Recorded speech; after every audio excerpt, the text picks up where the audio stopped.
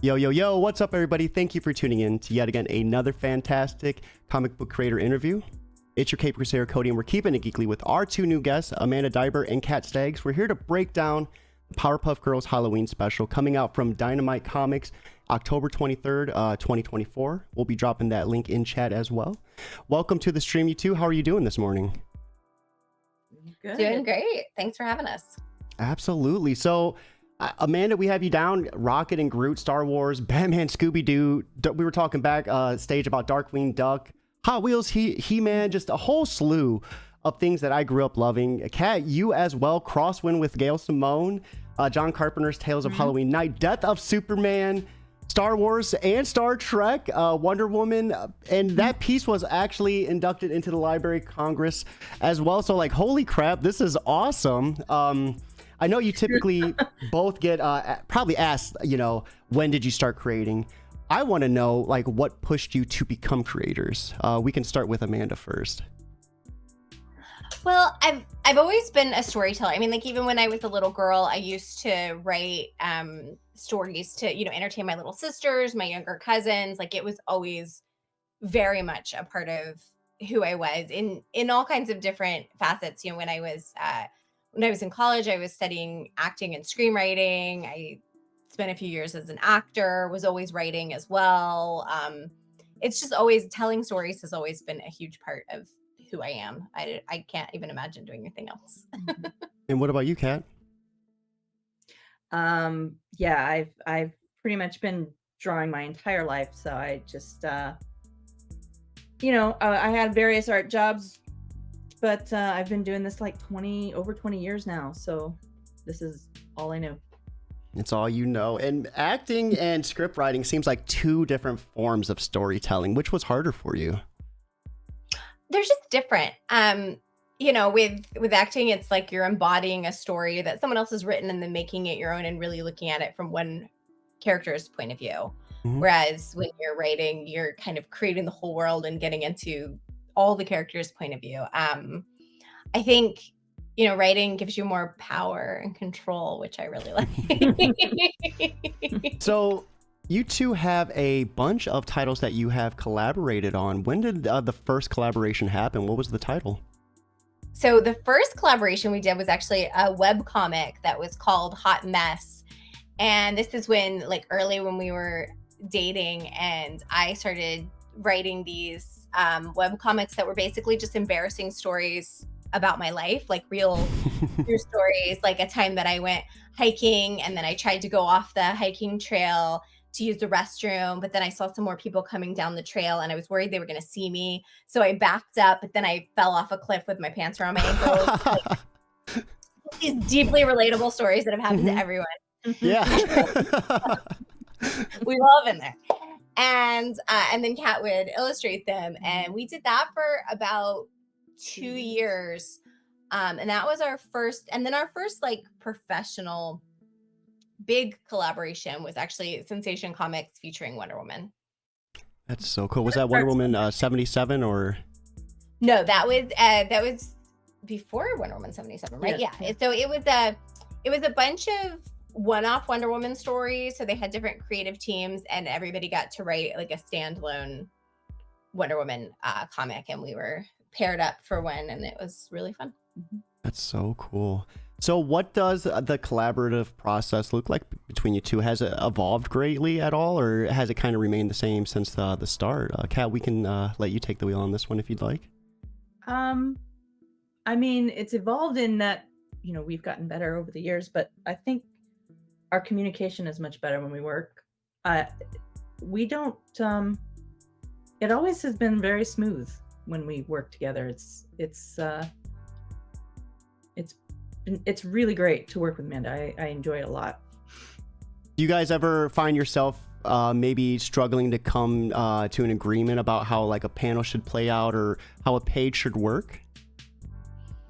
Not really. Not really, no. I mean, there's a lot of back and forth, right? Like when I'm writing something, I'm like, does this make sense to you? And then she'll weigh in. I'll draw something. I'm like, does this read correct? Does this read how you think it should read? And, that kind of thing.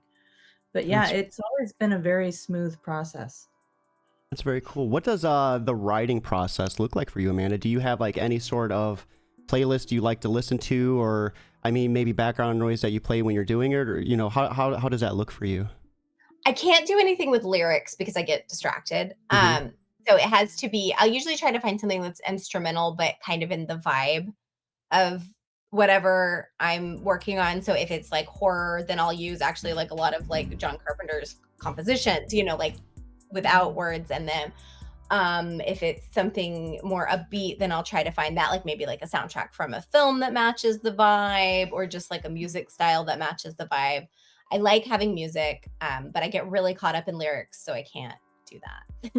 It can be tricky. It feels like our minds are our greatest tools, but also our worst enemies. Like, we're capable of such greatness, but all it takes is like a catchy lyric, and it's like, all right, I'm thrown off. Right.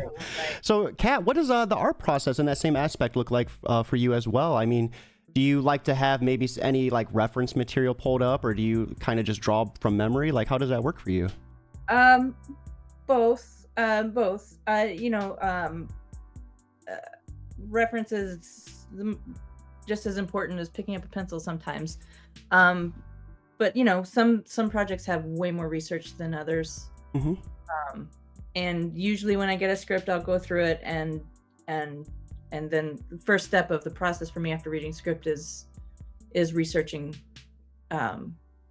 things that I could pull from. And then building the layouts and then working with materials like that. Absolutely. And before we dive into everything sugar, spice, and everything nice, of course, let's talk a little bit about, maybe some of the past titles that you worked on, some of the larger franchises. Do you guys ever feel maybe like afraid to take something on? Like, because with the large crowds of like just the geeks and nerds that surround it, like doing like an injustice to it? I think I used to be like the first time I did Wonder Woman, I was really scared. I was like, oh, this is a beloved character with a huge long history. Mm-hmm. I hope I don't mess it up. But then now, and I felt that way a few times with a few different things, the first time writing Star Wars, or even like just with a lot of things. And then I luckily now, and this is probably true for Kat as well, but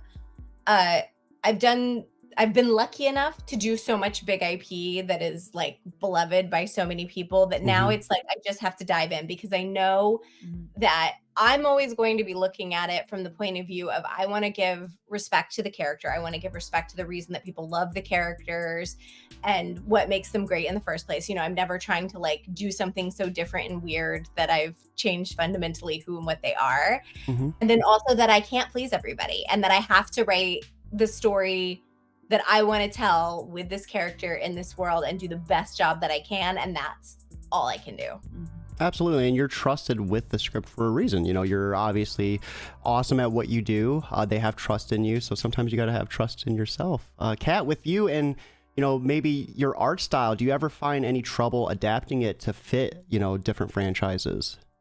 Well, not so much until last year when I started doing Darkwing Duck covers, because that is so not even remotely in my wheelhouse. the last 2 years between Darkwing and Powerpuff Girls, those are both in styles that I don't normally work in, so it was very challenging for me to not over render. I had to make myself stop. So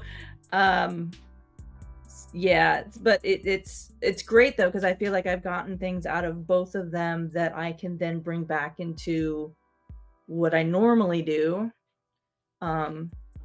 So I think both of which came out in a positive. Hopefully everybody feels that way.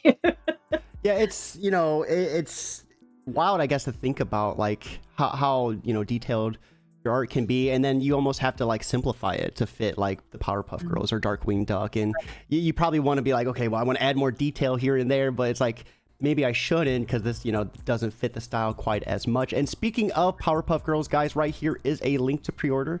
This is going to be dropping in stores and on your shelf in October 23rd. So get those pre-orders in. It's going to be 40 pages, which is one hell of a book. That's almost double the size of a normal comic. So how do you guys feel about diving into this? I remember being a kid. I remember watching this show, being obsessed with it, thinking Professor X is Samurai Jack because they look alike, the crossover there, and just everything. I mean, some of my favorite villains, Mojo Jojo, him, of course, iconic. The Gang Green gang, Fuzzy Lumpkins, all of that. I mean, what was your guys' initial thoughts when you got hit with this? Oh, so excited. Yeah. I mean, I was thrilled. Yeah, we're both huge fans. Our daughter is a massive Powerpuff Girls fan. I mean, she that's so cool. Started school this week, and her backpack is Powerpuff Girls, and her water bottle is Powerpuff Girls. Her birthday party this year was Powerpuff Girls themed. So yeah, it's thrilling for everybody in the house. Yeah, that's awesome. And this story is set around Buttercup winning a fun contest.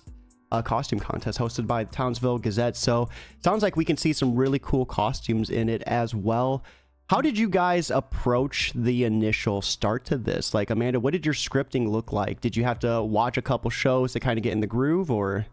Totally. I watched some Powerpuff Girls to kind of like get back in the groove, and then I was trying to think of something that would be fun for Halloween. So it's the whole thing. Buttercup is trying to write a horror comic, and so there's a lot of stories within stories. So she's trying to write her own while going through a series of spooky things where she and her sisters are. So we've got a lot of horror film homages for the adults that are going to pick up on things, like the kids are going to enjoy the story that's going on, but there's a lot of fun Easter eggs for people that enjoy like horror films, for example. Yeah. And was it challenging to write something that was going to be, for the kids, but also something that the grown-ups can kind of appreciate as well? I mean, that's the kind of stuff that I really like. I don't ever want to do something. I write a lot of content for kids and middle grade stuff. I also write, things for grownups. But I always want to approach it from a point of view of just telling like a really good, fun story, and obviously making it age appropriate. But I never want to feel like it's like dumbing it down for kids. So it's just the idea of making like a fun, entertaining story that everybody can enjoy, which I hope that we've accomplished. She nailed it. Absolutely. And Kat, for you, getting back into the groove of drawing these characters, what did your regiment look like? Did you kind of just like draw them over and over until you got the style, or how did that work for you? Yes. Yeah, I did. Yeah, I did. I found they had a lot of rules, and so I tried to follow those rules for their, their like style guide type stuff. And but yeah, it was just a matter of practicing. Yeah, that's awesome. And I think I hope I achieved it. I feel all right about it. It looks great. And with we had 6 seasons from 1989 to 2004. This is like the first big revival, if I'm not mistaken. Like the comics are kind of like bringing back the Powerpuff Girls after such a long hiatus. So that has to be such a surreal feeling to be a part of that. What was some of your favorite parts of this, like creating this comic, like without spoiling anything? I think I really like there's because of the series of comics that Buttercup is trying to write, Kat gets to play with several different art styles in it. And that for me was really fun to get to see and kind of play with. And then there's the humor, and there's, they have some of my favorite villains of all time. So like just getting to throw all that in there was so much fun. Yeah. I honestly just really enjoyed drawing them officially. I was the OG Powerpuff Girls fan. I've got a tattoo from 1999. So it's like, I love and adore them. So getting to draw them is just fantastic. So I got to ask, which one of the three is your guys' favorites? Buttercup is my favorite. I think I'm more like Blossom, but Buttercup is my favorite. Yeah, I too like Buttercup. Yeah, I would say Blossom for me. I feel Blossom definitely is my embodiment the most. Was it challenging to pull from a series that has so many episodes in it, like kind of like fitting yourself in the continuity of it? No, I find that helpful because it's like then you have a lot to draw from, a lot to be able to, I always try to make sure that I have like the voice and the tone of something if I'm working on an IP that already exists, making sure you have the voice of all the characters and the tone. And so having that vast world of things to immerse myself in that I find pretty helpful. So is this going to be the only Powerpuff Girls title that you guys are working on, or is there maybe something in the future that could spin off? It's the only one we've been asked to do so far, but we would absolutely do more. Yeah. Dynamite, if you're listening, be sure to sign along right here. Here is a link for you all listening to pre-order. Get those pre-orders and add them to your poll list. This looks like such an amazing read. And I love the concept of it as well. Like, it's like almost like Comicception, right? A comic within a comic. That's such a cool idea. So with that aside, let's begin. We'll start kind of wrapping things up. What are you two working on in the future? I know we talked about John Carpenter's Tales of Halloween Night. Is there any other titles that we can expect from you two? So we have another story in John Carpenter's Tales for Halloween Night that comes out, during this Halloween season. I've also got another Rocket and Groot Tales of Terror that will be coming out with Scholastic and Marvel. That's so cool. Also, I assume before Halloween, probably in the next month or so, and that'll be in the book fairs, which is always like my favorite. And then I've got a Halloween Night spin-off book that is a collection of previous stories and new stories from myself and Frank Thierry, which is Brooklyn Stories, Tales for Halloween Night, Brooklyn Stories. That comes out in September. And then I just, besides Powerpuff Girls, I just got asked to do something else that I can't discuss yet. Oh, that I think is coming out in by Halloween, I think. So hey, well, we do have both of their social media handles in the description below, so be sure to check those out. Be sure to follow them both to stay up to date. And when that news finally gets dropped, you can be one of the first to hear it. So I always typically ask for a piece of advice and then what the creators are consuming outside of creating on the show. So for anyone, and we'll do this with your respective roles, for anyone that's maybe stuck with writing or stuck with art, and they're just having a hard time pushing through that mental barrier, as two individuals who have just absolutely killed it in this field, what would be your biggest piece of advice you could tell them to help break them through that wall? My weirdest piece of advice, but something that always works for me, is for some reason like getting myself into water. Like if I feel stuck on something, if I get in the shower, especially if you get like halfway through washing your hair, like it'll come to you. I find that if I step away, if I do something in my body, if I go swimming, take a shower, do something to kind of get my head in a different space, I find that very helpful. I'm constantly like working on several things at a time. So having a creative side piece. So like something that you're working on and then something that maybe is a very different genre or medium, if you're working on a comic script, maybe also have a screenplay or a novel or just something in a really different genre. Because I find that sometimes working on something very different, the back of your brain is still kind of working on your other story and it'll just kind of shift your perspective. So those are the things that help me. Yeah, I tend to do similar. If I get stuck and I forget how to draw, because we all have those days, I usually will if it's really bad, I'll just stop for a while, but usually it helps to do some kind of sketch just for me that doesn't have rules or a script or anything I have to follow. I just draw something, and that will usually, shake the cobwebs and I can get back to what I'm doing. Oh, that is awesome. So last but not least, what are you guys consuming outside of creating? What TV shows are you watching, books that you're reading? What's kind of been on your list lately? I mean, our child takes up the TV the majority of the time. So Powerpuff Girl, Adventure Time. Yeah. Hey, great shows though. I mean, it could be a lot worse. Yeah, she likes really good shows. Yeah, but it's we were just like, this is how behind we are. We just finished watching Veep. Because we're super, super behind on things. And also like we're waiting for, the new seasons of stuff to start on TV. And I've always got several books going. I'm reading like the 10,000 Doors right now. And gosh, I don't even know, like several. I always try to have, it's the same as trying to write different things. I always have several books going that I'm reading depending on my mood. Yeah. Oh, Yeah. that is awesome. So I really appreciate you two taking time out of your schedule to come talk about Powerpuff Girls with us today. Everyone watching, right here is that link for the third time. Be sure to get that pre-order in. Share it with your friends if you're unable to. And always make sure, just spreading that word. It's 100% free. It costs you absolutely nothing. And you're going to have a friend who loves Powerpuff Girls. So you're doing a disservice by not letting them know about this. I hope you all have a fantastic Wednesday. Most importantly, though, keep it geekly.